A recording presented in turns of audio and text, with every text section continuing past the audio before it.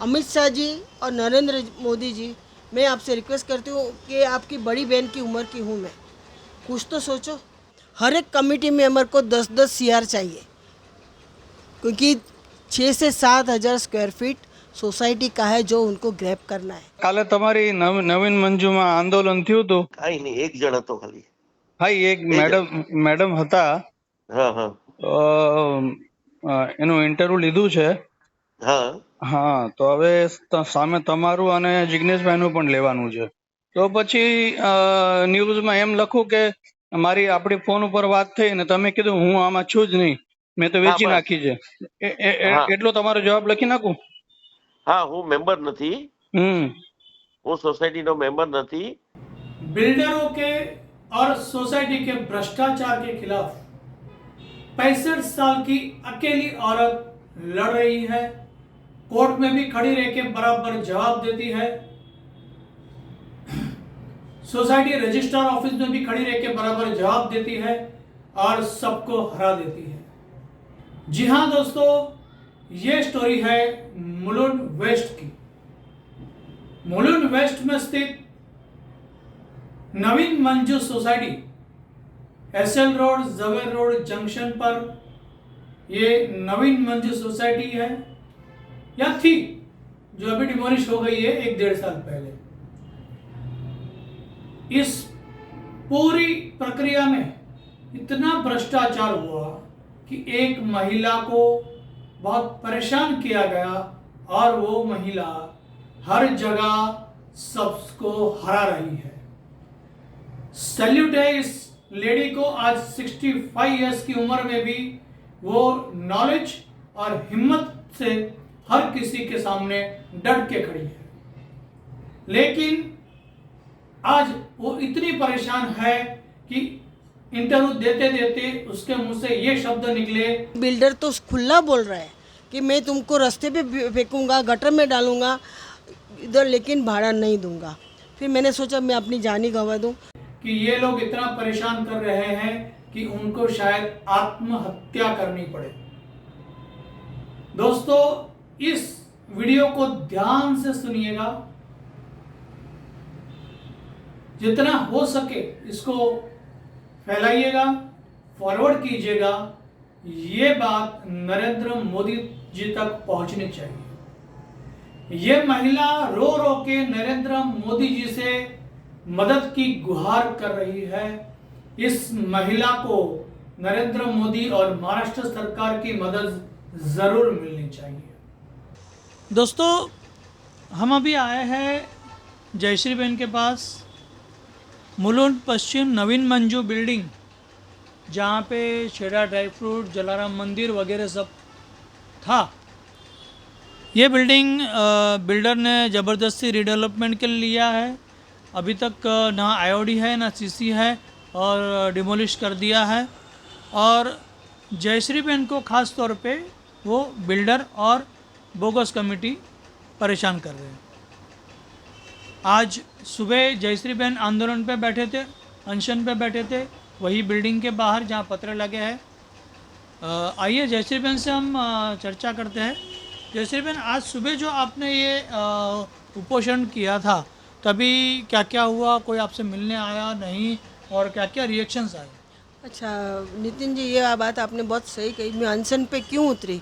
क्योंकि justice AS चांदुरपुरकर साहब और जस्टिस पाटिल साहब ने ऑर्डर जो दिया उसमें मेरे लिए दरवाजे खुले थे। तो मैं CM साहब के पास चली गई मंडे को। अभी मैं क्या करूं? मैं तीसरी जगह में हूं, अभी मेरे पास सेविंग भी नहीं बचा है, तो मैं क्या करूंगी, कहाँ जाऊंगी? जबकि सब आधा सामान मेरे पास है, आधा मेरे बच्चे के पास है। लेकिन फिर भी बिल्डर तो खुला बोल रहा है कि मैं तुमको रास्ते पे फेंकूंगा, गटर में डालूंगा इधर, लेकिन भाड़ा नहीं दूंगा। फिर मैंने सोचा मैं अपनी जान ही गंवा दूं। मैंने विथ परमिशन ऑफ द प्रशासन यानी पुलिस, डिप्टी रजिस्ट्रार और CM को बोल के यहाँ मैंने अनशनपन किया। लेकिन बिल्डर ने कितनी गद्दारी की, अंदर बैठने नहीं दिया, ताला लगा दिया। उसके फोटोग्राफ्स भी मेरे पास है। और पुलिस आई थी। I must thank Joshi ji और सीनियर साहब जोशी जी और सागर साहब का भी। 3 कांस्टेबल थे, 3 लेडीज़ का थी। लेकिन मेरे को और कोई सोसाइटी वाले आगे हाँ दूर दूर से के तमाशा देख के चले जाते थे, लेकिन अभी तक सपोर्ट नहीं आया। मुझे उसका भी गम नहीं है। अभी तो यही कहना है, या इस पर या उस पर जान चली जाएगी, लेकिन इसके लिए जिम्मेदार जिग्नेश गाला, मुकेश छेड़ा और ये इलीगल कमेटी के जितने मेंबर हैं वो सब रहेंगे, including chairman doctor Poonam Singh Rai, secretary Vijay Gupta जो इलीगल है से पूरा कमेटी, कांति भाई भानुशाली, भगवान बचाए कांति भाई और गुप्ता से, दिवेश टोसानी, दक्षा परमार, रविंद्र रूपारेल, इन सब से भगवान बचाए। और दक्षाबेन ने पूरा रिवेंज लिया है कि उसको सेक्रेटरी से चेयरमैन से जॉइंट में आना पड़ा, क्योंकि वो पढ़ी लिखी नहीं थी, उसको इंग्लिश नहीं आता था करके मुझे आना पड़ा, क्योंकि सोसाइटी का प्रॉपर्टी कार्ड नहीं था, सिर्फ डिम कन्विंस था, जो पॉसिबल नहीं होता है वो मैंने करके दिया, रीसफल करके, जो मैं जानती थी। मैंने सोसाइटी का कोई नुकसान नहीं किया, आज तक मेरा मेंटेनेंस भी क्लियर है।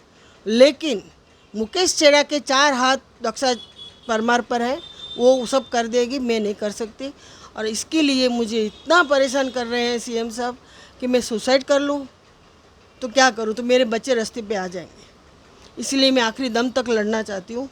या तो मेरा एक ही रिक्वेस्ट है, आप लोग सीएम साहब और आमदार साहब को बोल के मेरा रहने का, या तो हम लोग को जो हमारा कॉस्ट होता है, क्योंकि ये बहुत चीटिंग करेंगे, हर एक कमेटी मेंबर को 10-10 CR चाहिए, क्योंकि 6 से 7 हज़ार स्क्वायर फीट सोसाइटी का है जो उनको ग्रैब करना है, कमर्शियल बनवाना है। अगर तुझे पूरा कमर्शियल बनवाना है तो भैया हमको निकाल, हम लोग जाने को तैयार हैं, लेकिन ऐसा तो मत सताओ। और वो मालिक तो नहीं है, सोसाइटी प्राइवेट है। और थैंक्स टू कुलकर्णी साहब, पूनावाला साहब, सब ने शर्म आई उनको कि हम इन मैडम को क्या जवाब दें। आज नहीं तो कल तो मैं मर जाऊंगी, मेरे बच्चों का क्या होगा। आज कुछ तो सोचो सीएम साहब, आप रीडेवलपमेंट कर रहे हो, मत करो, बहुत हालत ख़राब है। एक तो मैं कोई पॉलिटिशियन का पर्टिकुलर नाम नहीं लेना चाहती, भगवान बचाए हम लोगों को इनसे। बस यही एक रिक्वेस्ट है सीएम साहब और प्रशासन का, मैं बहुत बहुत आभार मानती हूँ। लेकिन अभी मुझे न्याय चाहिए और कुछ नहीं। इस बिल्डर को और मुकेश छेड़ा को सबको कुछ बराबर का आप दिखाओ। अमित शाह जी और नरेंद्र मोदी जी, मैं आपसे रिक्वेस्ट करती हूँ कि आपकी बड़ी बहन की उम्र की हूँ मैं, कुछ तो सोचो कि कहाँ जाएंगे। और यही लोग आपसे मांगने आए थे कि हमको बचाओ, हमको जेल से निकालो। इतना बड़ा MPID का फ्रॉड किया है, KVO समाज को पूरा ख़त्म किया है, वो लोग आ गए हैं इधर। अभी कुछ तो समझो, मैंने थोड़े में बोल दिया है। और मुकेश छेड़ा अभी भी बेल पे है, उसको क्यों उसकी वो समाज का जो 6,000 करोड़ का लफड़ा किया था, हाँ वही 15,000 करोड़, हाँ। हाँ, और फिर पॉलिटिशियन का सपोर्ट लेके वो बाहर बैठा है। 15,000 करोड़ का फ्रॉड करने वाला आज ये बिल्डिंग को हड़प करना चाहता है बिल्डर के साथ मिलके। और ये मैडम अकेले जिन्होंने सोसाइटी के लिए सब कुछ किया और उनको ही परेशान कर रहा है। तो जैसे मैडम ने बताया कि अगर इनको कुछ भी होता है तो बोगस कमेटी और बिल्डर को साथ देने वाले सभी लोग इसमें ज़िम्मेदार रहेंगे। प्रशासन से हमारी चैनल की तरफ से विनंती है कि जयश्री बहन को न्याय दिलवाए। आज पब्लिक से भी हमारी ये अपील है कि ये वीडियो जो आप देख रहे हैं ज़्यादा से ज़्यादा आप फॉरवर्ड कीजिए और कमेंट कीजिए। ये बिल्डरों के बारे में, ये जयश्री बहन के साथ जो हादसा हुआ है उसके बारे में आप कमेंट कीजिए। और ये वीडियो मोदी जी तक पहुँचे इतना आप फॉरवर्ड कीजिए कि ये बिल्डर, ये 15,000 करोड़ समाज का लूटने वाला मुकेश छेड़ा और ये सभी को सज़ा मिलनी चाहिए।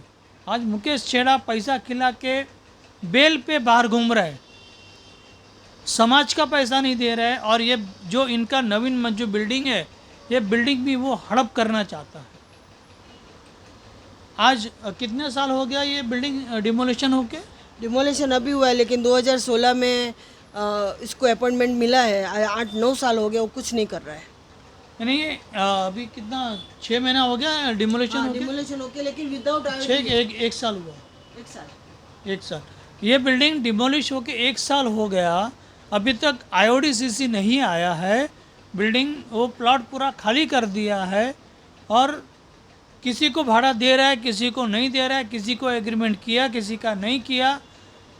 और दोस्तों सोसाइटी के साथ अभी तक डेवलपमेंट एग्रीमेंट नहीं है, तो ये बिल्डर कैसे बना, ये बिल्डिंग रीडेवलपमेंट कैसे होगा? कानूनी तरीके से तो कुछ काम ही नहीं हो रहा है। ये सरकार को ही इसमें इंटरवीन करना होगा और इन सबको न्याय दिलाना होगा। मेरी रिक्वेस्ट है सीएम साहब से, कोई रिटायर रिसीवर को बिठाओ या तो, और दूसरा कोई अच्छा सा रेप्यूटेड और ट्रस्टेबल आर्किटेक्ट ला दो और हम लोग को बचा लो बस। यानी इनका जो आर्किटेक्ट है, जो हमने पेपर दिखाया आर्किटेक्ट के, ये आर्किटेक्ट भी फ्रॉड है, ब्लैक लिस्टेड आर्किटेक्ट है। ये आर्किटेक्ट भी जो ब्लैक लिस्टेड है, ये आजकल के बिल्डर लोग आर्किटेक्ट भी ऐसे रखते हैं जो ब्लैक लिस्टेड है, क्योंकि वो ब्लैक लिस्टेड आर्किटेक्ट को झोल करना आता है। जो सच्चा आर्किटेक्ट है, ईमानदार आर्किटेक्ट है, वो कभी झोल नहीं करेगा और बिल्डर को इस तरह गलत सलाह नहीं देगा या गलत काम में सपोर्ट नहीं करेगा। दर्शकों से हमारी ये विनंती है कि ये वीडियो को ज़्यादा से ज़्यादा फॉरवर्ड करें, जयश्री बहन को न्याय मिले इतना ये फॉरवर्ड कीजिए और आपका कमेंट ज़रूर कीजिए और हमारे चैनल को सब्सक्राइब कीजिए और कमेंट ऐसा कीजिए कि प्रशासन भी हिल जाए और प्रशासन यहाँ आकर इनको न्याय दिलाए। नमस्कार दोस्तों, स्वागत है आपका PNR न्यूज़ भारत में।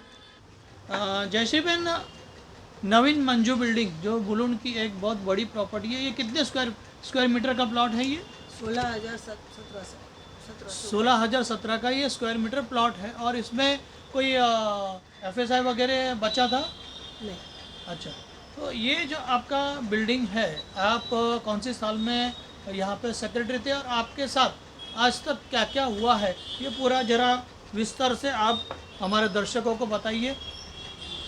नमस्कार नितिन जी, आपने बहुत अच्छा क्वेश्चन किया है और मैं बहुत सफ़रर हूँ। अभी 2014 में मेरे फादर ने मुझे गिफ्ट डीड दिया था। दैट टाइम मैं कुछ इन्वॉल्व नहीं थी। मुश्किल में मेरे साथ मेरे को ट्रांसफ़र नहीं कर के दे रहे थे, जबकि मेरे सब पेपर अप टू डेट थे, लीगली थे। यानी आपका फ्लैट पापा ने जो गिफ्ट डीड किया वो हाँ। आपके नाम पर ट्रांसफ़र नहीं कर हाँ, नहीं कर रहे थे और उसमें थे मिस्टर गुप्ता और हीरालाल दोषी। फिर जाके मैंने इधर रजिस्टर को कंप्लेंट किया। That time Shri Krishna LR थे, उन्होंने मुझे मदद की और फिर 3 महीने के बाद, क्यों, मेरे फादर की वजह के बीमारी में मेरे से डेप्थ हो गई थी। वो डेप्थ के लिए मुझे मॉर्गेज करना था फ्लैट और 8 लाख चुकाने थे। तो मिस्टर गुप्ता, हीरालाल दोषी और रविंद्र रूपारे, इन लोगों ने मेरी इतनी इज्जत उछाली नीचे मॉडर्न स्कूल के पास कि ये 8 लाख नहीं भर पाएगी। मैंने बोला मैं 2 करोड़ का फ्लैट लेके बैठी हूँ, क्योंकि उनको मेरे नाम पे फ्लैट हुआ, वो उनको जचा नहीं था। चलो जैसे तैसे करके उन्होंने फिर ट्रांसफ़र करके दिया। उसके बाद 2016 में कुछ इलेक्शन उससे पहले हुए और टेंडर की वजह से ये कमेटी जो चल रही थी उसको छोड़ना पड़ा और एडॉक कमेटी आई। उसके बाद इलेक्शन हुआ फरवरी में 2015 के आसपास। तो जो लेडीज़ कोटा था उसमें मुझे लिया गया और दक्षा परमार थी, वो सेक्रेटरी रही, मुझे जॉइंट सेक्रेटरी। मैंने बोला ठीक है, मुझे कोई प्रॉब्लम नहीं है। लेकिन जब मेरे सामने मेरे पापा की डेथ हुई, मम्मी के, भूपत भाई शाह ने मुझे कॉल किया, मैडम जल्दी आइए, ये तो बिल्डिंग आपकी और स्ट्रक्चर मेरा। मैंने बोला ऐसे डीम कन्विंस नहीं होता है। वो तुरंत गई, रीसफल करके दिया, सब किया। तो मुझे दिवेश टोसानी ने बोला मैडम आप सेक्रेटरी बनो और आपकी जगह पे दक्षा परमार, वो खुन्नस दक्षा परमार ने मेरे पे 2022 में निकाला इलेक्शन के दौरान।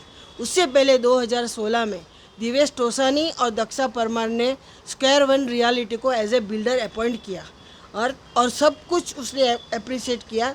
वो डेट भी है 16 में और रीसफल 2018 में हुआ। सोसाइटी के नाम पे PR बना, इंडेक्स 2 बना के दिया 2018 में। 19 में फ्लैट खाली करने को बोला क्योंकि सोसाइटी बहुत ही कमज़ोर हो चुकी थी बिल्डिंग। तो इसने बिल्डर ने बोला मैं 3 महीने का भाड़ा उसमें देता हूँ और कॉर्पोरेट फंड देता हूँ, बाकी का फिर मैं आईओडी के बाद दूंगा और 3 महीने में मैं आईओडी लाऊंगा। लेकिन तब हम लोगों ने खाली किया तो सिर्फ रेसिडेंस ने किया, कमर्शियल में किसी ने नहीं किया था। फिर 2022 में इलेक्शन हुआ, तब तक कोरोना आया, ये आया, उसने नहीं दिया भाड़ा। मुझे सिर्फ जून 2019 से लेके 2020 तक, अप्रैल तक का भाड़ा, उसके बाद भाड़ा दिया थोड़ा और फिर बंद कर दिया। मेरे ओनर ने इसमें से निकाला, डिपॉजिट में से मेरा भाड़ा काटा, 6 महीना जैसे तैसे निकाला। यानी 2022 आप ये घर खाली करके जहाँ गए रहने को, हाँ। वहाँ जो आपने डिपॉजिट दिया था वो भी मेरा उसमें से खत्म। आपका पैसा गया। हाँ। यानी बिल्डर ने आपको भाड़ा नहीं दिया। फिर हाँ, भाड़ा नहीं दिया, इसलिए मेरी डिपॉजिट भी चली गई। उसके बाद इलेक्शन करवाया, क्यों मालूम है, गुप्ता का इलीगल डॉक्यूमेंट बाहर आ गया और वो बोलते हैं तुमने निकाला। अभी वो गुप्ता को मालूम था कि 2014 में हीरालाल दोषी ने उसको DDRL, जो एक शॉर्ट फॉर्म है प्रॉपर्टी के लिए, उसमें उसको मेंबर बनाया, 1,49,000 भर के, और उसको मेंबर बनाया। लेकिन जब 2015 के बाद मैं लेने को गई एक्स्ट्रा कॉपी, वो यूनिट उसमें है ही नहीं। मेरे पास 1970 का भी प्लान है जिसमें ये गैरेज है जिसका मालिक ये बन नहीं सकता।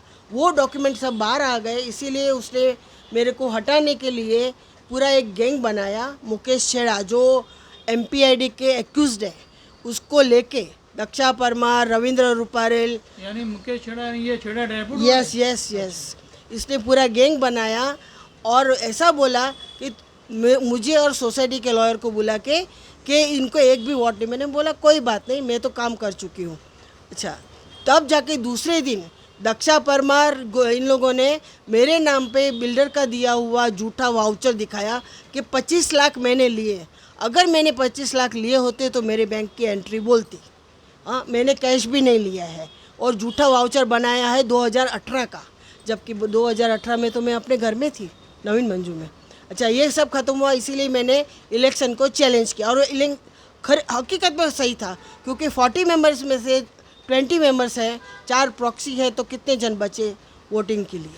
और वहाँ भी अभी भी मैटर चल, वहाँ भी मैं जीती हूँ क्योंकि इश्यू फ्रेमिंग हो गए थे। ये सोसाइटी कमिश्नर ऑफिस में आप जीते, आपने केस किया था। हाँ, केस किया ये एपीजे कमेटी में, बारे में। हाँ, कोऑपरेटिव उसमें कोर्ट। भी आप जीते, उसमें क्या जजमेंट आया? उसमें इश्यू फ्रेमिंग आया कि ये जो इलीगल कमेटी है उनको ऑफिस में आने की परमिशन नहीं थी, स्टे नहीं मिला मुझे। फिर दूसरी कमेटी बनी या फिर नहीं, अभी वही कमेटी रजिस्ट्रार- अभी भी वही चल रही है। अच्छा। अभी उसने हमारा सिंकिंग फंड भी यूज़ कर डाला, फिर वापस भरा के नहीं, कुछ मांगी ने। अभी जाके जब सोसाइटी डेप्यूटी रजिस्ट्रार को CM देवेंद्र फडणवीस के यहाँ से फ़ोन गया, तभी उसने सब डिटेल मांगी है। और अभी ये मिस्टर विजय गुप्ता जो अभी इलीगल सेक्रेटरी है, चेयरमैन डॉक्टर पूनम सिंह राय सिंह, वो DAV की प्रोफेसर है, और कांतिभाई भानुशाली ट्रेजरर, दक्षाबेन और ये सब निवेश टोसानी, ये सब पूरी गैंग है। मेरे को इतना बदनाम किया, इतना हेरेसमेंट किया कि मैं सुसाइड कर लूँ, फिर भी मैं हिम्मत नहीं आ रही। और इन बिटवीन उसको DA साइन करवाना था, तो DA साइन करने के लिए उसने 7 महीने का भाड़ा दिया। मतलब टोटल मुझे 2022 तक, जनवरी तक का भाड़ा मिला। और बाकी सबको भाड़ा दे रहे हैं कि नहीं दे रहे हैं? अभी तक का दिया है उसने, बाकी सबको दिया है, सबको आपको दिया। ही नहीं दे रहे? आपको नहीं, उसने यानी दोस्तों, ये ऐसा लोग कहते हैं कि बिल्डर कौन बन सकता है जो शाम दाम दंड भेद सब कुछ इस्तेमाल कर सकता है। एक गुंडा रहता है, वही एक बिल्डर बन सकता है। और जैसे मैडम जयश्री बहन बता रहे हैं, उनको इतना परेशान किया, सबको भाड़ा दे रहा है, लेकिन जयश्री बहन ने जो सोसाइटी का सब बाहर निकाला और बिल्डर का जो गलती बाहर निकाली, उसकी वजह से आज इनको भाड़ा नहीं दे रहे। इनको आज आप ये देख रहे, ये घर देखिए, यहाँ पे ये पलंग है, यहाँ पे सामान पड़ा है। ये सिर्फ 10 बाय 10 का रूम में 10,000 भाड़े में जयश्री बहन रह रहे हैं, और खुद के जेब से भाड़ा भर रहे हैं, बिल्डर नहीं दे रहे हैं। जयश्री बहन, आपका जो बिल्डिंग है उसका IOD-CC आया है क्या? नहीं, अभी तक आया नहीं है, जबकि मुझे बिल्डिंग प्लान प्रपोजल से नेट से मुझे मालूम पड़ा कि जो चेयरमैन सेक्रेटरी और ट्रेजरर हैं, उन्होंने वहाँ प्लान डाला था, उसमें वो खुद को मालिक बता रहे थे। तो मैंने तुरंत जाके वहाँ नोटिस दिया, तो चीफ एग्जीक्यूटिव निमाने साहब ने मुझे हियरिंग के लिए बुलाया। तो मैंने बोला सर ये तो प्रॉपर्टी कार्ड, उन्होंने तुरंत देखा नेट पे, तो प्रॉपर्टी कार्ड तो सोसाइटी के नाम पे था। अच्छा ओके, 1970 का प्लान अभी भी मेरे पास है, मेरे पास फर्स्ट ओनर थे, तो वो प्लान दिखाया तो उसमें तो गुप्ता का यूनिट ही नहीं है, और फ्रंट पेज पे शेयर सर्टिफिकेट पे भी उसने सब गड़बड़ किया है, छेक छाक करके अपना नाम डाला है, फ्रॉडली किया है, खुला बोल सकते हैं। यानी बिल्डर और नई फ्रॉड कमेटी ने मिलकर हाँ ये बहुत कुछ हटियाने के लिए और पैसे के लालच में बहुत कुछ गलत किया है। 10-10 यार सब कमेटी मेंबर्स को चाहिए, 10 यार कमेटी मेंबर को मिले हैं बिल्डर की तरफ से, मिलेंगे। मिलेंगे हाँ। बिल्डर की। ये तो मैं देखिए, बिल्डर सोसाइटी कमेटियों को पैसा दे करके खरीदता है और अपनी मनमानी चलाने की कोशिश कर रहा है। अच्छा, आप कितने यहाँ पे आप ओनर लोग थे?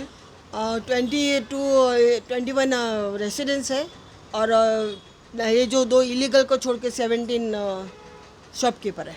17 शॉपकीपर और ABC 3 विंग है। टोटल कितना हुआ? 41। 41। 3 विंग है आपकी थी, और उसमें किसी से एग्रीमेंट किया है? बहुत लोगों का नहीं हुआ है, हम लोग अभी उसके खिलाफ हो गए हैं 10-12 जन। जो उसको भाड़ा मिलता है उसका सबका एग्रीमेंट होता है, डेवलपमेंट एग्रीमेंट 3 साल का। कितने एग्रीमेंट हुए? 2016, 2020, 2021, 2022, 2023। हाँ, एक भी डेवलपमेंट एग्रीमेंट रजिस्टर नहीं है यहाँ तक। फिर मुझे कोर्ट में जाना पड़ा, मेरी बहू प्रेग्नेंट थी 9 महीने के, उसको मैके भेजना पड़ा मुझे। आज मैं अपने बच्चों से दूर हूँ, लेकिन ये भी उसको तो, वो तो खुला बोलते हैं बिल्डर, मैं जज को भी खरीद सकता हूँ, यानी वो लॉ को भी अब्यूज़ करे, और उसने किया है। जब जस्टिस कुलकर्णी ने उनसे टाइमलाइन और ये मांगा तो बोले हाँ हम अंडरटेकिंग दे रहे हैं, पर लेकिन अभी क्या हुआ है, हाई कोर्ट में कोई भी डॉक्यूमेंट रजिस्टर करना हो, you have to register in department, then that document will go to the court में जाएगा। वो कुछ भी नहीं है, और अभी तक गुप्ता ने एक भी डॉक्यूमेंट हमको दिया नहीं है। और थैंक्स टू निमाने साहब, अपने CM और मस्के साहब, सबका मैं खूब आभार मानती हूँ, क्योंकि आज मेरी हालत इतनी ख़राब है, आज सुसाइड करूँ या कल करूँ, उसके जिम्मेदार एक कमेटी, गुप्ता तो बहुत, और डॉक्टर पूनम, मैं हाथ जोड़ के बोलती हूँ ये भानुशाली को निकालो, बस हो गया। और ये जो भी है, ये बिल्डर को अभी बोले 10 साल हो गए, आज हम लोग रास्ते पे आ गए।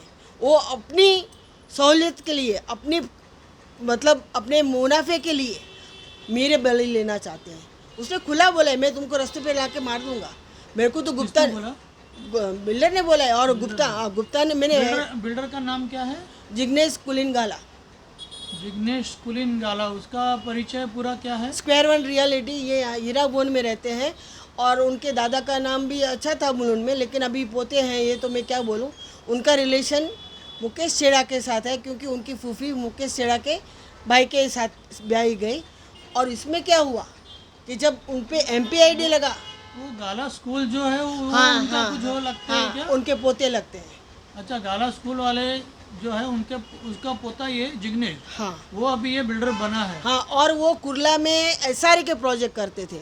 उनका ये थरल बिल्डर का कोई क्वालिफिकेशन है ही नहीं, ऐसा लग रहा है मुझे, क्योंकि जैसे मैंने वो काम किया सोसाइटी का, जो डॉक्यूमेंट क्रोनोलॉजिकली बनाया, वो हिसाब से तो आई डोंट थिंक सो कि ये थरल बिल्डर है। और अभी भी वो बोलता है, गुप्ता ने तो सीधा बोला है, तुम्हारा बोटी करके वो कहाँ फेंक के आएगा ना, वो भी कांति भाई भानुशाली के ऑफिस में उसने बोला है। गुप्ता ने सबके सामने ये 25 लाख रुपया मांग रही है।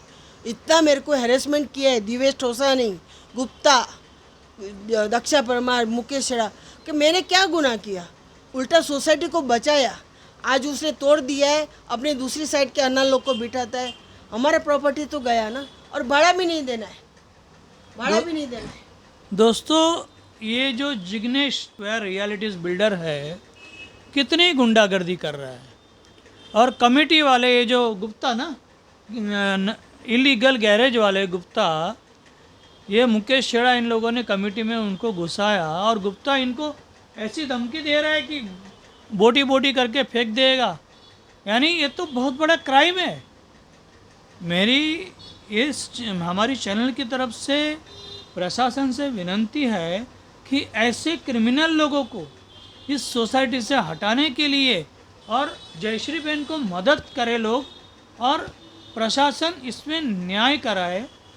और अभी जैसे जयश्री बहन से बात करते हुए पता चल रहा है कि ये बिल्डिंग का ना डेवलपमेंट एग्रीमेंट है बिल्डर के साथ, ना बिल्डर ने किसी के साथ एग्रीमेंट किया है, लेकिन भाड़ा किसी किसी को दे रहा है, किसी किसी से एग्रीमेंट कर रहा है जो उनके फेवर में काम कर रहे हैं। और ये जो मुकेश छेड़ा का आप बता रहे थे, उसकी क्या लालच है? मुकेश छेड़ा का क्या लालच है अभी मैं बताऊं। उसका प्लान क्या है, जिग्नेश ग्राउंड +3 वो कमर्शियल बनाना, उसके बाद जो बिल्डिंग बनेगा एग्जिस्टिंग मेंबर और दूसरा वो बेचेगा वॉट एवर इट इज़। लेकिन आधा वो कवर करेंगे क्योंकि मुकेश छेड़ा ने अपनी जो दुकानें थी वो उसने चंद्रकांत गोगरी को ट्रांसफ़र कर दी। चंद्रकांत गोगरी को ट्रांसफर? आरती ड्रग्स वाले मुकेश छेड़ा ने उसकी दोनों दुकानें अच्छा, उनको बेच दी क्योंकि उस पे MPID लग चुका था। हाँ, वो जेल में गए थे हाँ, इसके इसके लिए लिए दूसरे के नाम से कर दिया। चंद्रकांत गोगरी आरती ड्रग्स वाले के नाम पे मैंने खुद ही ट्रांसफर किया। हाँ। अभी आगे का हमको मालूम नहीं था तो कॉरेस्पॉन्डेंस। उसका कितना स्क्वायर फीट जगह था? 2 दुकान मिलके था ना? हाँ, कितना स्क्वायर फीट था? उसका 203 उसका उसने जो इससे लाड़गे से करवाया ना स्क्वायर वन, कितना निकला है मालूम है? 500।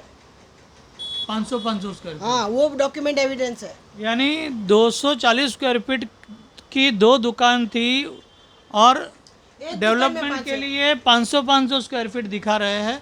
और बिल्डर से कितना डिमांड किया है उसने? कितना स्क्वायर फीट चाहिए? 500 स्क्वायर फीट 1000 स्क्वायर फीट हो गया। और दूसरा इलीगल कितना चाहिए था फिर उसको? वो तो उसका हिसाब ही नहीं है। अच्छा, यानी हमने सुना है कि ये छेड़ा ड्राई फ्रूट वाले मुकेश छेड़ा को इलीगल 3000 स्क्वायर फीट जगह चाहिए थी, जो कंस्ट्रक्शन कॉस्ट वो देने को तैयार था। जबकि कंस्ट्रक्शन कॉस्ट भी जो हमने सुना है 26,000 रुपया या 24,000 रुपया कुछ कंस्ट्रक्शन कॉस्ट देने की बात कर रहा है। लेकिन मुलुंड में ये रोड पे 1.25 लाख से 1.5 लाख रुपया स्क्वायर फीट का दुकान का रेट है, तो ये तो उसका करोड़ों का फ़ायदा हो गया, जिसकी वजह से वो आज जयश्री बहन जो अकेले लड़ रहे हैं उनको परेशान कर रहा है। आज अगर जयश्री बहन को कुछ हो गया तो जिम्मेदार कौन? मुकेश छेड़ा, जिग्नेश गाला, गुप्ता, कांतिबाई, डॉक्टर पूनम, दक्षा परमान एंड रविंद्र रूपारे। बहुत यानी बहुत जान पे खेल आई हूँ मैं। जयश्री बहन के ऊपर कुछ भी हमला हुआ, कुछ हुआ, किसी भी तरह से उनका डेथ होता है या कुछ उनको नुकसान होता है शरीर को भी, तो उसके जवाबदार ये सारे लोग रहे। हाँ, मेरी फैमिली को कुछ नहीं होना चाहिए। हाँ, तो दोस्तों आज प्रशासन और कानून से भी हमारी विनती है कि एक अकेली औरत ये न्याय के लिए लड़ रही है, इनको हर कोई सपोर्ट करे। और ये वीडियो जो आप देख रहे हैं जितना ज़्यादा हो सके आप फॉरवर्ड कीजिए और आपकी राय ज़रूर कमेंट में दीजिए। आपकी टिप्पणी ज़रूर लिखिए कि ऐसे बिल्डरों के साथ क्या करना चाहिए। जयश्री बहन को सपोर्ट के लिए आप ज़रूर कमेंट करें और ज़्यादा से ज़्यादा ये वीडियो को फॉरवर्ड करें ताकि जयश्री बहन को न्याय मिल सके और ये जो भी कानूनी लोग हैं उन तक ये आवाज़ पहुँचे, प्रशासन तक आवाज़ पहुँचे। और सीएम जबकि इनको मदद भी कर रहे उनको भी ये ज़्यादा पता चले कि कितनी हद तक जयश्री बहन को परेशान किया जा रहा है। अच्छा, आगे क्या बताएंगे? आगे ये बताऊंगी मैं कि रियली जस्टिस कुलकर्णी, फिरदौस पूनीवाला, इवन पाटिल उनके साथ बैठे थे, अपना एएस इनके साथ में कॉन्टेम्पिटिशन, उन सब ने जस्टिस कुलकर्णी ने क्या बोला पब्लिक प्रोसिक्यूटर को कि पहले ये निकालो फ्रॉड कितने बिल्डर है। ऑल ओवर महाराष्ट्र में जीआर इश्यू हो गया, जीआर इम्प्लीमेशन नहीं करने देते हैं ये लोग। आज जीआर इम्प्लीमेशन क्यों नहीं थे? वत्समा नायर, अदिति लांबे सब ने जीआर में सही की सिग्नेचर की है, आईएएस ऑफिसर हैं वो लोग। तो 1 साल से जीआर इम्प्लीमेशन है क्योंकि not a single citizen should be without roof. कोई भी सीनियर सिटीजन अपनी ज़िंदगी के आखिरी सांस में घर के बिना हो जावे तो सेक्शन कौन सा लगेगा? As per the fundamental right article 341, 21 they are blacklisted. ऐसे बिल्डरों को ब्लैक लिस्टेड करो और तुरंत कार्रवाई करके अंदर डालो। आज भी हम लोग इधर बैठे थे, अनशन पे में बैठी थी, तो बिल्डर का आदमी ताला लगा के चला गया। अभी शाम को दरवाज़ा खोल दिया। यानी ये मेरी जान लेने पे तुले और मेरी प्रॉपर्टी हड़प करना चाहते हैं मुकेश छेड़ा, जिग्नेश गाला और ये पूरा गैंग। अब ये गैंग को हटाओ। यानी दोस्तों, मुलुंड मुंबई का एक छोटा सा शहर है। लॉकडाउन में हर कोई घर पे बैठा था, किसी को काम धंधा नहीं था, हर किसी का काम धंधा ठप था। लेकिन उस 3-4 महीने 6 महीने में लोगों ने बैठ के इतनी मीटिंगें की। आज मुलुंड के नेताओं का हो या बिल्डरों का हो, हर किसी ने सरकारी बीएमसी अधिकारियों को भी साथ में लेकर, उनको भी घूस देकर, पैसा खिलाकर C1 कैटेगरी में बिल्डिंगें डिमोलिश करवाई। और C1 कैटेगरी में डिमोलिश करना मतलब लोग रह रहे घर में और अचानक उनको बोलना खाली करो, भागो यहाँ से, और किसी को एग्रीमेंट तक नहीं। आज तक वो जो बिल्डिंग है उसका ना डेवलपमेंट एग्रीमेंट है, ना किसी व्यक्ति का पर्सनल घर का एग्रीमेंट है, उनको घर मिलेगा या नहीं, या बिल्डर किसी और को बेच देगा, ये अभी तक किसी को पता नहीं है। ये बहुत बड़ा करोड़ों अरबों रुपए का भ्रष्टाचार मुलुंड में चल रहा है। मुलुंड में तो बहुत जैसे चल रहा है। आज जयश्री बहन के साथ हुआ है, ऐसा ही आज मुलुंड में 300 से 500 बिल्डिंगों में हुआ। और यहाँ लाड़गे करके जो बीएमसी में है, लाड़गे और मिस्टर किरण जाधव, लाड़गे का भाव है 10 लाख रुपया C1 कैटेगरी में डालने का, और किरण जाधव इधर दादागिरी करके सब घर तोड़ता है। अरे भैया, स्ट्रक्चर ऑडिट रिपोर्ट बोल रहा है कि रिपेयर हो सकता है, सी विंग बराबर है, क्यों तोड़ रहे हो? अरे रुको तो सही, तुमने कुछ IOD नहीं लाया, CC नहीं लाया, अभी तक नहीं है, प्लान रिजेक्ट हो गया है। जब BMC का प्लान रिजेक्ट हुआ, लीगल ओपिनियन ले लिया, लीगल ओपिनियन में ये आया कि हम लोग जिम्मेदार नहीं है, अभी करेगी तो कमेटी का जिम्मेदारी है। वहाँ मैंने ऑब्जेक्शन डाला, without my knowledge you should not pass any FSI और कंसेशन मत दो, अभी हमारा कुछ तो रास्ता निकालो। अभी मैं CM के पास कितने गिड़गिड़ाऊँ? ये तो अच्छा है कि मैं पढ़ी लिखी हूँ और मैंने हाईकोर्ट में खुद होके आर्ग्यूमेंट किया है। एक और पूरा महाराष्ट्र के अर्बन ये सोसाइटी अपना SRA सबके लॉयर्स थे, इधर बीच में जस्टिस कुलकर्णी ने मेरे सामने हाथ जोड़ दिए कि मुझे शर्म आ रही है मैडम आपके सामने आपको ऐसा देख के। फिर भी ये कमेटी प्लीज़, आज यूपी के जो हैं माफ़ करना, लेकिन अभी ये गुप्ता ये जो भी हैं वो ऐसे लोगों को प्लीज़ आप कुछ करिए। CM साहब, हम गुजराती हैं, नरेंद्र मोदी भी देख रहे होंगे और अमित शाह भी देख रहे होंगे। जब हमारे गुजरातियों की ये हालत है, सबसे ज़्यादा गुजराती आपको सब कुछ प्रोवाइड मतलब बिजनेस करके टैक्सेस भरते हैं, वो तो सोचो। आज at the age of 65, if I was not educated, if I was not, मैं पढ़ी लिखी नहीं होती, अनपढ़ होती, तो मेरी क्या दशा? मेरे को कमिटमेंट सोसाइटी करना पड़ता, उसका मेरे को इलाज चाहिए। मेरे को आज कर देते हो, मेरा जो है स्क्वायर फीट उतना सब दो, सब कुछ करो, और ये बिल्डर और कमेटी को निकालो।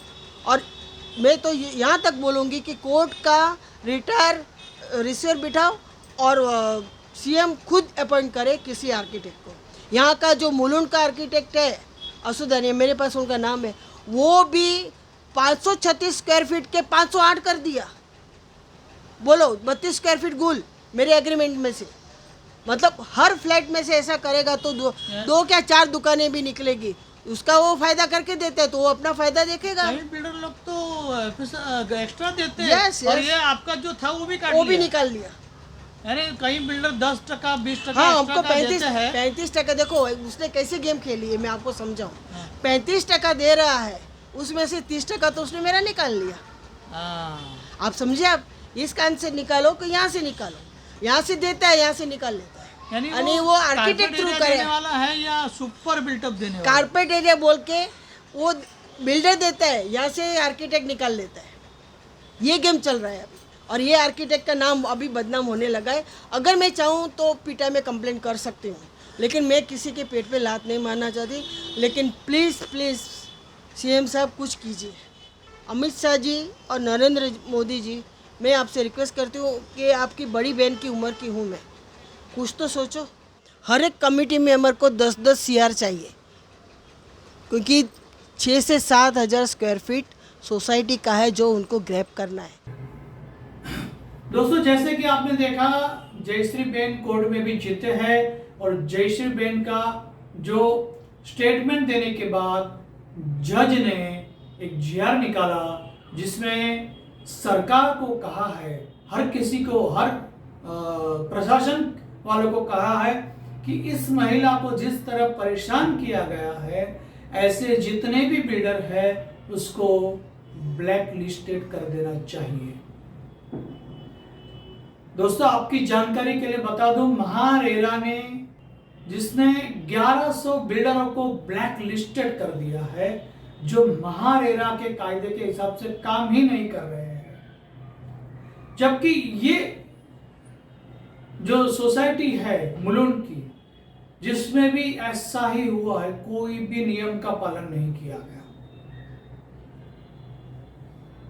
ये नवीन मंजू सोसाइटी में अभी तक IOD नहीं आई है, उसके पहले डिमोलिश कर दिया गया। सोसाइटी के साथ बिल्डर का प्लान एग्रीमेंट नहीं हुआ है, उसके पहले सबको खाली करा के बिल्डिंग को C1, वो भी BMC ऑफिसरों को पैसा खिला करके C1 की नोटिस निकाल के रातों रात सबको खाली करवाया है। और भी आगे जैसे जैसे हम चर्चा करेंगे। दोस्तों, इस वीडियो को ज़्यादा से ज़्यादा फैलाइए और सब लोगों को पता चलना चाहिए कि एक नॉलेजेबल लेडी अकेली अगर खड़ी रह जाए तो कितना भी पैसा फेंके बिल्डर, वो हारता ही है। दोस्तों, जयश्री बेन ने जो लोगों के ऊपर आरोप किए हैं, जिनके ऊपर उन्होंने बोला है, वे उसमें से मुख्य जो है बिल्डर विकासक जिग्नेश गाला और छेड़ा ड्राई फ्रूट के मुकेश छेड़ा। हमने विकासक जिग्नेश गाला से संपर्क करने का प्रयास किया, लेकिन उन्होंने हमारा फ़ोन ब्लॉक कर दिया, हमसे बात नहीं की। आपको हम उनका व्हाट्सएप चैट भी दिखाते हैं। देखिए, पहला चैट जो है, हाय, जो हमने भेजा वो बराबर रिसीव हुआ, 2 क्लिक हुआ। उसके बाद के जो चैट है उसमें सिंगल क्लिक आया, लेकिन अभी 3 घंटे के बाद वो जो सिंगल क्लिक था वो डबल क्लिक हो गया है। यानी जब हमने फ़ोन किया था 1:30 बजे, तब उन्होंने हमारा कॉल नहीं रिसीव करने के लिए मेरा फ़ोन काट के उन्होंने फ्लाइट मोड पे फ़ोन डाल दिया था, या तो प्राइवेट मोड पे फ़ोन डाल दिया था, जिसकी वजह से हम संपर्क नहीं कर पा रहे थे। उसके बाद हमने मुकेश छेड़ा जी का भी इंटरव्यू लिया फ़ोन पे। उन्होंने हमारा फ़ोन उठाया, बाकायदा बहुत अच्छे से उन्होंने जानकारी दी। उनका भी हम जो रिकॉर्डिंग है आपको सुनाते हैं। उनकी परमिशन से हमने कहा कि भाई हमें आपके मुलाकात लेनी है, आपका इंटरव्यू लेना है। तब मुकेश छेड़ा जी ने कहा कि आप फ़ोन पर ही मेरा इंटरव्यू ले लीजिए, मैं पर्सनली नहीं मिल पाऊँगा। तो उन्होंने फ़ोन पर ही गुजराती संवाद में इंटरव्यू दिया है, आप सुन सकते हैं। મુકેશભાઈ કેમ છો? મજામાં ભાઈ? પત્રકાર નીતિન મણિયાર બોલું. બોલો બોલો ભાઈ, શું ખબર? હા, બસ કાલે તમારી નવીન મંજુમાં આંદોલન થયું હતું. કાંઈ નહીં, એક જણ હતો ખાલી. હા, એક એ જ. મેડમ હતા. હા હા એનું ઇન્ટરવ્યુ લીધું છે. હા હા, તો હવે સામે તમારું અને જિગ્નેશભાઈનું પણ લેવાનું છે, કારણ કે એમણે જે સ્ટેટમેન્ટો આપ્યા છે, તો તમારો પક્ષ જાણવો જરૂરી છે. જિગ્નેશભાઈ નો પક્ષ હું પૂછી લઉં છું. જિગ્નેશભાઈ અવેલેબલ હશે ને? હા, નહીં તો એમનો નંબર મને મોકલાવી દો ને, હું વાત કરી લઉં. એ ફોન જ નહીં ઉપાડે, અનનોન પર્સન જે બી હશે ને. અચ્છા. હા, પણ એમાં શું છે, ટોટલ 42 મેમ્બરો છે. એમાંથી આ જે છે ને 3 જણ જ છે આ લોકો. કોણ કોણ? આ જે અનસેટિસ્ફાઈ છે ને હા હા, એ જે મેડમ છે ને એ 3 જ જયશ્રીબેન. જણ હા, છે એવા લોકો. જયશ્રીબેન, ભરતભાઈ અને ત્રીજું એકાદ કોઈક હશે બીજું કે અચ્છા એ અચ્છા બી નોન કોઓપરેટિવ નથી. એટલે અચ્છા અચ્છા. બધા 38-36% હમ બધા છે ને એ જિજ્ઞેશભાઈ સાથે જ છે. ખાલી આ 1-2 જણ નારાજ છે ને નારાજગી છે ને એ શેનું છે ખબર છે? હવે જિજ્ઞેશ એમ કે છે હમ કે જયશ્રીબેન એના પેલા સેક્રેટરી હતા ને, હમ તો ઈ 12 લાખ કે 13 લાખ રૂપિયા રેન્ટના ઓલરેડી એકલા પોતે જ લઈ લીધા છે હમ પોતાના નામ હમ પક્ષમાં જ. હમ અને ઈ મેટર કોર્ટમાં ચાલુ છે. અચ્છા, ઈ મેડમ કે છે કોર્ટમાં ઈ જીતી ગયા, અરે ના, જીતી ગયા હોય તો પછી શા માટે આંદોલન કરે? અને આપણે ઈ કે છે કે રજિસ્ટરમાં પણ ઈ જીતી ગયા છે. એ બધી ચીજો ખાલી કહેવાની છે. હમ ને ઓલા લોકો શું કે છે કે આ ખાલી જે કરે છે એમને કરવા દો. હમ પણ એ લોકો પોતાની રીતે કામ આગળ વધારી જ રહ્યા છે. કોઈ જીતવાનું હારવાનું છે જ નહીં. અચ્છા, સોસાયટી કોઈ 1 કે 2 જણની માલિકીની નથી, હા બરાબર છે. 42 જણની છે. હમ એમાં પેલા 70% કાયદો હતો, હમ હવે 51% કાયદો છે. હમ તો હવે જે ઈ તો 51% બી હોય તો બી બિલ્ડર બધા લોકોને પ્રેફર છે એટલે ઈ જ આવશે. હમ હવે 51% નહીં, હવે આ તો 70% થી ઉપર છે બધા એમની વાત સાથે. બરાબર બરાબર. હવે આ એમનું શું છે જે ઈ નારાજગી છે ને હમ એ ગેરવ્યાજબી છે ને. અચ્છા, બધાનું હિત સાથે હોવું જોઈએ ને. બરાબર પોતાનું બરાબર. પોતે હોય ને પોતાનું હિત પકડે એટલે એ બધું નારાજગી છે ને. હવે હું તો મેમ્બર છું નહીં. હા, તમે તો દુકાન વેચી દીધી ને? હા, મેં દુકાન વેચી દીધી છે, તો હવે હું તો મેમ્બર છું નહીં. છતાંય તમારું નામ લીધું છે એટલે જો ત્યાં ઘણા ન્યૂઝપેપર વાળા આવ્યા હતા, ઘણા ચેનલ વાળા આવ્યા હતા, હા યુટ્યુબર પણ આવ્યા હતા, હા એ લોકોએ બધાએ ઇન્ટરવ્યુ લીધું છે. હા પણ કોઈએ તમને એપ્રોચ નહીં કર્યો હોય કે જિગ્નેશભાઈને એપ્રોચ નહીં કર્યો હોય, જ્યારે એમાં શું તમને મારું કામ ખબર છે. હું એક એમાં તરફી ન્યૂઝ ઇન્ટરવ્યુમાં છાપતો નથી. એમાં ઇન્ટરવ્યુમાં મારું નામ લીધું એમણે. હા, લીધું ને, એટલે તો તમને ફોન કર્યો સાહેબ. એટલે એમને શું કીધું? એટલે એનો જવાબ હું તો આપી શકું ને, નહીં તો કેવી રીતે આપી શકીએ? હા, તો એ કે છે કે આમાં તમે અને બીજા લોકોએ મળીને, એટલે હા. નવી જે કમિટી છે એ એમ દાવો કરે છે કે બોગસ કમિટી છે. અને ઓલું હવે ગેરેજ નો મામલો લીધો છે, એનું પણ ઇન્ટરવ્યુ લેવાનું છે. ગેરેજ વાળો ગુપ્તા. કોનો? ગુપ્તાનું? અચ્છા. હા. હવે હવે હવે જે ઇલીગલ કમિટી હશે હમ તો હવે એ મેટર કોર્ટમાં છે. હમ તો અમે લોકો કોઈ કોમેન્ટ ન કરી શકીએ ને. કોર્ટ જે ડિસિઝન લે એ રીતે લીગલ. હવે જે હશે સોસાયટીનું હશે તો બેવ હા. મેટર લીગલ છે ને. એ કે છે હમ જીતી ગયા છે ને. હમ આ તો હવે જે કોર્ટનો ફેસલો આવશે એ બધાને માન્ય રાખવું પડશે, એને કે અમને કે જિગ્નેશભાઈને. એટલે બરાબર હું બરાબર. તો હવે હું તો મેમ્બર છું નહીં. હમ. અને હવે મને કઈ એમાં લેવા દેવા નથી. પણ તમારું નામ એમણે લીધું છે. હવે બીજા લોકો, જો તમે મને ઓળખો છો, 25 વર્ષથી હું કરું છું પત્રકારનું કામ. હું ક્યારે 1000%. છે ને આવું મેટર હોય ને એક હમ તરફી ન છાપું. બરોબર એક છે. તરફી છાપ્યું ને એટલે ઈ બરાબર ન કહેવાય. એટલે 100%ની વાત છે. એમણે જેના ઉપર આરોપ નાખ્યો કે કઈ બોલ્યા, તો હમ એનો પણ પક્ષ જાણવો જોઈએ. અને ન્યૂઝ કરવું જ હોય તો બંનેના પક્ષ ન્યૂઝમાં બતાડવા જોઈએ. બરોબર છે. આ પત્રકારનો નિયમ છે, આ અમારા 100%ની પ્રેસનો વાત છે. નિયમ છે. તો હું બરોબર છે. નિયમ પ્રમાણે ચાલુ છું. મને ગુજરમતનો બી ફોન આવ્યો હતો ને. અચ્છા અચ્છા અચ્છા. તો એમણે બી શું કીધું? મેં કીધું હમ કે જે મેજોરિટી છે હમ એની સાથે જવાનું છે. કોઈ બી મેજોરિટી જે બી હશે ઈ. હમ. હવે જે 2 દુકાનો મેં વેચી છે ને જેમણે, હા હા. એમણે મને જ એપોઇન્ટ કર્યો છે કે તમે જે મિટિંગો બધી અટેન્ડ કરવાની તમને જ કરવાની છે, તમને જ ડિસિઝન લેવાનું છે. હમ. તો અમારા વતી તો અમે લોકો જિજ્ઞેશભાઈ ને બધા આપણે સ્ક્વેર વન ને આપણે ઓથોરિટી આપી છે.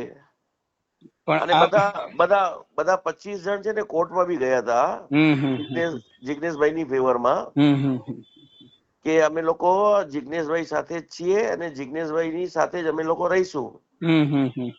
હવે 42 જણમાંથી 3 જણ હોય જે નારાજગી હોય તો એ નારાજગી શેના માટે હોય? કઈ ગેરવ્યાજબી માંગણી કરતા હોય તો નારાજગી હોય લોકોની.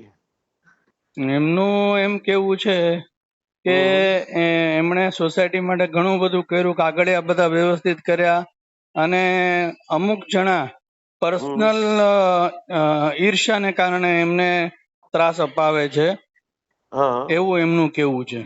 એવું તો કોઈ મેમ્બર નથી, અને બધા લોકો છે ને કોઓપરેટિવ છે. એમણે એવું દાવો કર્યો છે કે છેડા ડ્રાયપુર વાળા મુકેશભાઈ છેડા ઈ બધાને લીડ કરે છે અને બધાને મિસગાઈડ કરે છે અને મારા ઉપર પ્રેશર નાખે છે ને મને આપણે હેરાન કરવામાં લોકોને આગળ કરે છે. એટલે તમારું ઇન્ટરવ્યુ લેવું જરૂરી છે. બરોબર. નહીં એટલે ઈ જે છે ને મને ઈ સોસાયટીમાં છે ને હવે મારી ઉલટાની દુકાન છે ને મારી એ લોકોએ તોડી નાખી 25 દિવસ પહેલા આ લોકોના બેઉના ઝઘડામાં. અચ્છા. અને મારે આપણી દુકાન 25 દિવસ આપણે રોડ પર આવી ગયા હતા. હમણાં કીર્તિ મોલમાં શિફ્ટ કરી ને? હમણાં ઓલી શ્રીધારામાં શિફ્ટ કરી. હા, શ્રીધારામાં. હા. અને આપણે કોઈને છે ને આપણું કોઈનું અંગત આપણે કોઈની સાથે વેર નથી. આપણે જે મેજોરિટી છે ને એની સાથે છીએ. અને મેં છે ને સોસાયટીમાં જયારે હું હતો ત્યારે 10 વર્ષથી હું એ જ કહેતો હતો બધાને કે સોસાયટીનું હિતનું જ કામ કરો અને વર્કોલિક કામ કરીએ.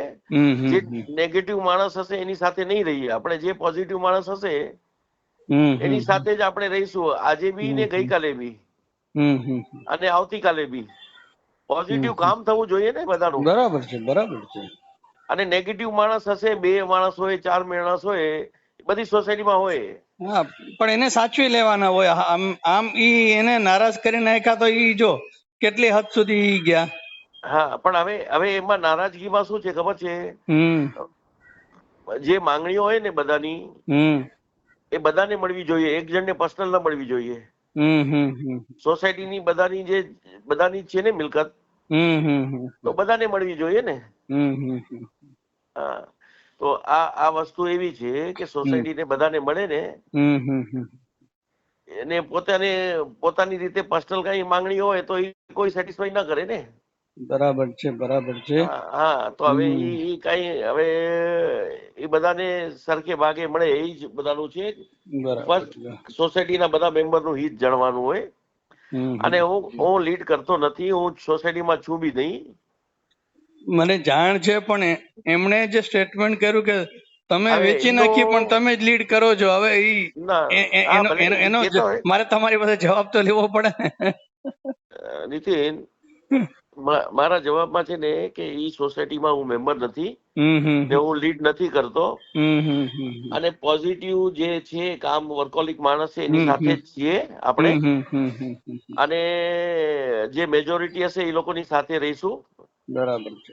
અને જે બી કોર્ટના નિયમ હશે, કોર્ટમાં જે બી મેટરો છે એ કોર્ટનો જે ડિસિઝન આવશે એને આપણે ફોલો કરીશું બધા લોકો. ઓકે, તો આપણે ક્યારે મળીએ તમારું ઇન્ટરવ્યુ લેવા માટે? ના, મળવાનું મને નથી લાગતું કઈ મતલબ છે, કેમ કે શું છે ખબર છે? હવે એમને આપણે છે ને કોઈને અમે લોકોએ નક્કી કર્યું છે કે કોઈ આપણે પોતાનું કામ કરતા રહેવાનું. આ બધી ચીજો આવતી રહેશે, એમાં આપણે ટાઈમ નથી બગાડવું. કેમ કે શું છે કે આપણે આપણા કામમાં પ્રાયોરિટી ના છે. હવે જેટલા જવાબ આપે છે ને એટલા વધુ ને વધુ આપણે ઓલામાં જઈએ છીએ આપણે. તો પછી ન્યૂઝમાં એમ લખું કે આપણી ફોન ઉપર વાત થઈ ને તમે કીધું હું આમાં છું જ નહીં, મેં તો વેચી નાખી છે, એટલો તમારો જવાબ લખી નાખું? હા, હું મેમ્બર નથી, હું સોસાયટીનો મેમ્બર નથી અને મેજોરિટી સાથે છું. મેજોરિટી સાથે છું ને જે વર્ક કરે છે એની સાથે મેજોરિટી સાથે પોઝિટિવ કામ માટે જ હું છું. બાકી હું આપણે મેમ્બર જ નથી તો પછી શું મતલબ નહીં ને. ભલે ભલે, વાંધો આપણે મેમ્બર નથી એ બી ન લખવું હોય ને તો શું ખાલી લખવાનું કે જે એ બધી વસ્તુઓ એ કે છે એને આપણે ડિનાય કરીએ છીએ. મેમ્બર છું કે નહીં આપણે શા માટે બધા લોકોને જાણ કરવાની? જેને જાણ છે એને છે જાણ, બરોબર છે? બરાબર. હવે આપણે મેમ્બર નથી એ આપણે નથી કેવું, સમજો. ઓકે. આપણે એવું કેવું છે કે ઈ જે કે છે એ બધું આપણે ડિનાય કરીએ છીએ. અને મેજોરિટી જે છે ને વર્કોલિક છે એ લોકો સાથે કાયદાનું પાલન કરવા માટે જે હશે કોર્ટમાં મેટર છે અને કોર્ટ જે ડિસિઝન આપશે એની સાથે રહીશું. ઓકે. એટલું જ ખાલી જવાબ રાખો ફોન પર વાત થયા મુજબ ભલે. ઓકે. કે મેજોરિટી અને વર્કોલિક માણસો સાથે અને મેજોરિટી સાથે અને કોર્ટમાં મેટર હોવાથી કોર્ટમાં ડાયરેક્શન જે આવશે એની સાથે ફોલો કરીશું. બરાબર. ચલો. Okay. Short and sweet. Yes. आपको क्या लगता है इस केस में क्या हुआ है, क्या होना चाहिए? ये अकेली महिला, ये नवीन मंजू सोसाइटी में दुकान और रेसिडेंस मिलके 42 यानी 42 फ्लैट और दुकानें और फ्लैट मिलकर 42 मेंबर्स है, जिसमें से ये अकेली महिला भूतपूर्व सेक्रेटरी जयश्री बेन ढोली जोशी ये लड़ रही है। आप ये वीडियो को ज़्यादा से ज़्यादा फॉरवर्ड कीजिए। ये वीडियो नरेंद्र मोदी जी तक जाना चाहिए। जयश्री बेन ने उनके वक्तव्य में ये अपील की है नरेंद्र मोदी जी से कि उनको न्याय दिलाए। जयश्री बेन महाराष्ट्र के सीएम फडणवीस जी को भी मिलके आई है, उन्होंने भी उनको साथ सहकार देने का वायदा किया है। वैसे ही मुलुंड के आमदार मिहिर चंद्रकांत कोटेचा से भी जयश्री बेन मिल चुके हैं, वो भी उनको साथ सहकार दे रहे हैं। और आज ये जो आंदोलन में बैठे हैं, अकेली औरत आंदोलन कर रही है और कोर्ट में, रजिस्ट्रार ऑफिस में, हर जगह नॉलेजफुली वो लड़ रही है। सैल्यूट है ऐसी लेडी को। आज 65 ईयर्स की एज पे वो अकेली हर किसी से लड़ रही है। दोस्तों, कहा जाता है कि बिल्डर कौन बन सकता है कि जो हर प्रकार के गुनह कर सकता है या हर प्रकार के गुनहगारों को पाल सकता है, ऐसे ही लोग बिल्डर बन सकते हैं। मैं या आप अगर सोचे बिल्डर बनना तो बहुत मुश्किल है, क्योंकि हर प्रशासन हमें वो साथ सहकार नहीं देंगे। हमको इतने धक्के खिलाएंगे, हमको काम आगे बढ़ने नहीं देंगे, क्योंकि दूसरे बिल्डर उनको पैसा खिलाते हैं कि इन्हें आगे नहीं बढ़ने दिया जाए। जिग्नेश गाला जी ने तो हमारा कॉल रिसीव ही नहीं किया। इसने हमारा कॉल रिसीव नहीं किया, हमारा फ़ोन काट के फ्लाइट मोड पे डाल दिया, जिसकी वजह से हम कांटेक्ट नहीं कर पाए। उसके बाद हमने मुकेश छेड़ा जी से वापस गुजारिश की कि आप ज़रा जिग्नेश भाई के साथ हमारा इंटरव्यू करा दीजिए। मुकेश छेड़ा जी ने भी हमसे कहा कि मैं भी आपके लिए उनका संपर्क कर रहा हूं इंटरव्यू कराने के लिए, लेकिन उनका फ़ोन आउट ऑफ रीच आ रहा है, उनका फ़ोन बंद आ रहा है, हम संपर्क नहीं कर पा रहे हैं। मैंने जब जिग्नेश गाला जी को फ़ोन किया तभी रिंग बज रही थी, उसके बाद से रिंग भी नहीं बजी। फ़ोन फ्लाइट मोड पे या तो प्राइवेट मोड पे उन्होंने रख दिया।